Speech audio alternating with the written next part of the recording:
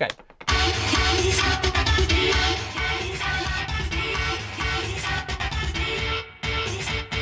Okay, cool. Here's my bass line, I think. Okay, cool, wicked. Now, the thing is, right, that sounds awesome, even as I say to myself, but that's because I processed it so much, okay? So I'm going to play you what it sounds like without all the plugins on it. Without all the plugins on it. Okay, here we go. Let's do this. I think we've got 2 layers, my goodness. Okay, right, here we go. If I open that up, come on. Don't let me down in front of people. Okay. See, it sounds completely different, right? My point, the reason I'm playing you that to you is if you do load an instrument or a plugin or anything, it might not sound that great, but don't get downhearted, because the point is it's all about what you do to it. It really frustrates me, and I don't know if it frustrates these guys, when you hear some records and they're just done with the presets on synths, because it's so easy to do. There are several like main offenders. If you knew how it was done, there's something called Massive. There's a plugin called Massive, and the bassline noise from it, it's cool, but it's used on so many records. It's just absolutely mad. You hear it on the charts all the time, and you just think, God, it's so lazy. It's so lazy. Anyway, right. So my thing sounds like that. Now notice, I'm just going to slowly turn on loads of plugins now. Just notice how it sounds way better. Sounds way cooler. Okay, ready? Bit of compression, EQing, maximizer gives you more bass, bit more EQing, reverb, compression to make reverb sound better. I'm going to send it to another channel, add some, which one is that? Okay, I'm going to send it to, this one's got some distortion on it. It's going to sound a bit better in stereo now, okay, ready? See that? That's cool. The problem about having something in too much stereo is it doesn't have enough body. If you play it in a nightclub or something like that on a stereo or in mono, well, not in mono sound, but you play speakers quite far apart, it won't have much body. You know, really good tunes. We mentioned Pendulum earlier. Example of someone where they have bass lines that have real body to them. In order to do that, I'm just going to duplicate my synths, right? So I've got exactly the same synth line done with a different synth going to different channels, right? Hang on. Am I doing time? Am I bumbling too much? Okay. Right. Okay. This is a slightly higher octave. It's going over the top of it. Okay. Compression, maximizer, EQ, reverb, compression, send, other channel.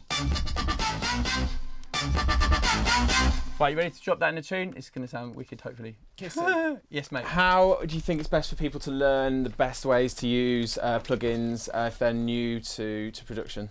If you're new to production, just experiment with stuff. Just use anything. Don't look at names or anything. Just put stuff on. A lot of stuff comes with programs. You don't need to necessarily go out and buy loads of different stuff. Just figure it out. Just fiddle with knobs. Whatever sounds good is how it's working. You know, never be too, you know, if something sounds good, just roll with it. You know what I mean? I think the point I'm trying to make in a kind of overall summary sense there is that there's so many different things you can do. You don't need to just stop somewhere just because someone tells you to or whatever. Something I did when I first came through was I used a lot of guitar effects with effects pedals with keyboards. Because I remember doing that as a teenager, and I was amazed how cool it sounded. And then when I had my first records coming out and stuff, people couldn't figure out any of the synths I was using. And I just thought, wow, what I did there was actually really easy, but like really simple and really easy, but it's just an idea, you know, and that really does emphasise how much all music really is just about ideas, all the best stuff, like even stuff now that sounds a bit bland or it's been copied or whatever, which happens a lot in dance music. People copy each other and then it gets a bit too overdone. You know, it was done originally on a really extraordinary idea that no one ever thought before, you know, but you can say that singing, songwriters, everything. Okay, right, so this is the bass line with a beat over top of it. Let's do it.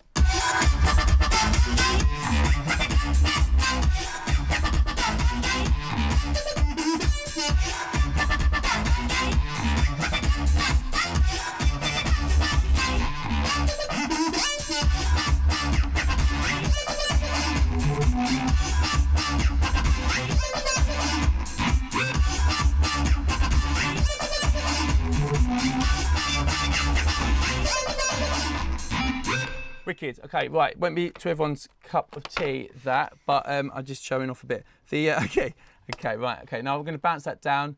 Right, don't worry, I have one I prepared earlier. Now what we're going to do is I'm going to bring it back into my my other program, and just to beef stuff up now. Okay. Oh, hang on, I didn't show you what it sounded like without the compression on. So remember I talked about the thing in the master, right? So I'm mastering my track as it goes along. Okay. Now this is the bit when they don't like me in here because I might blow the speakers, but okay. What I'm going to do is I'm going to turn off all my processing, and it's all in the last channel, so it's all in my master.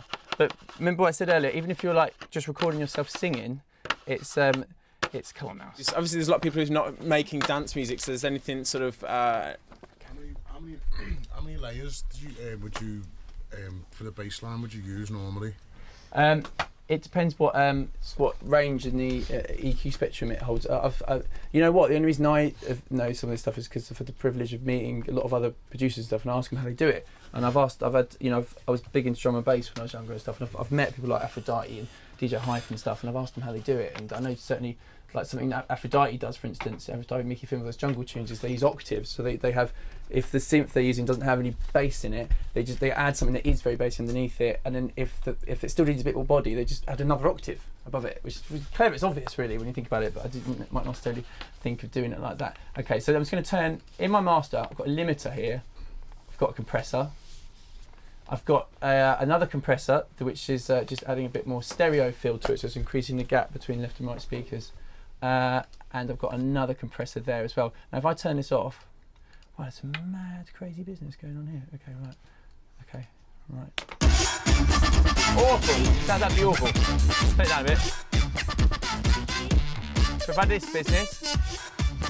Sounds better already. You know, it's like distortion goes.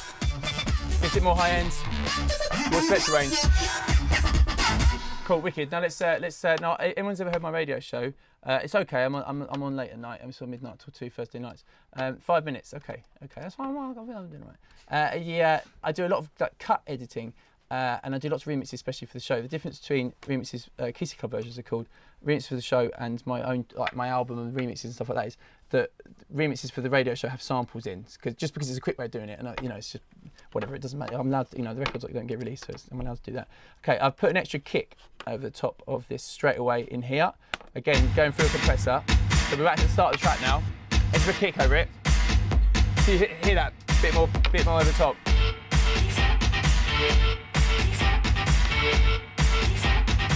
Okay, and about an explosion noise.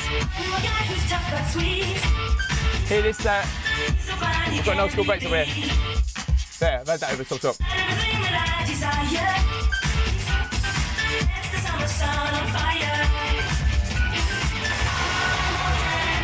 I've got my boy MC Cobra coming in now. Yeah.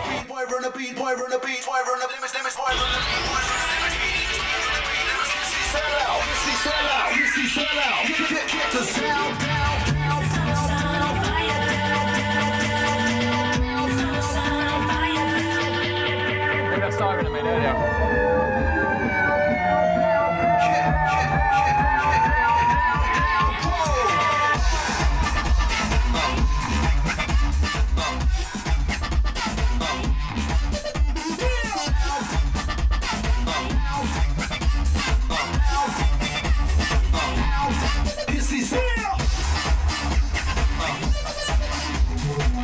That's sound quality. You know what? I'm going to cut it up a bit more though. You know what I mean? I'm going to cut it up a bit more though. I've got some samples I cut out of the tune, like these things, yeah. And then what's great about this program is you just slam them over the top of stuff, which I like doing. I just post it in. It's cool, man. It's fun.